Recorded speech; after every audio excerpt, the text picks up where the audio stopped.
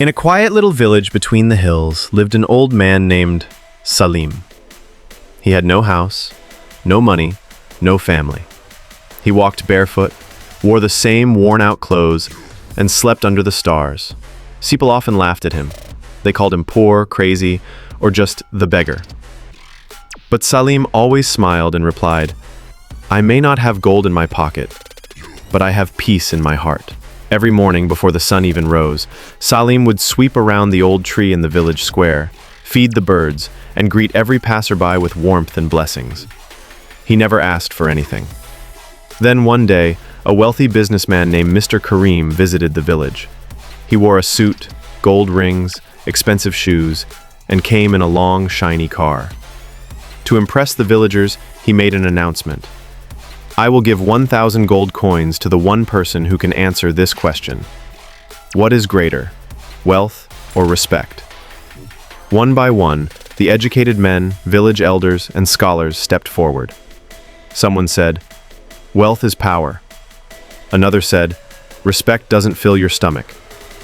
A third man added, "Money brings respect anyway." But Mr. Karim wasn't satisfied. Then, slowly, old Salim walked forward with his stick. The crowd laughed again.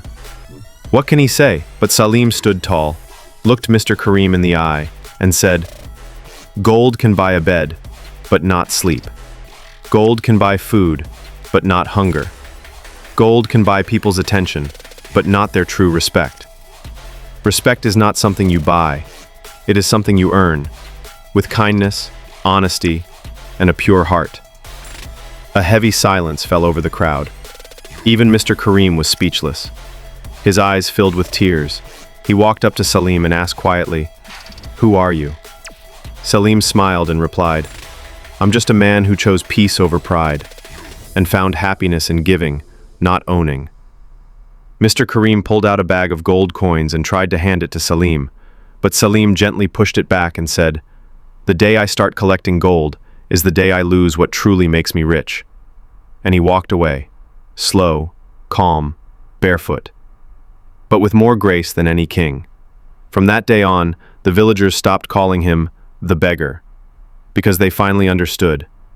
He had nothing, and yet, he had everything. Moral of the story: real wealth is not what you hold in your hands, but what you carry in your heart.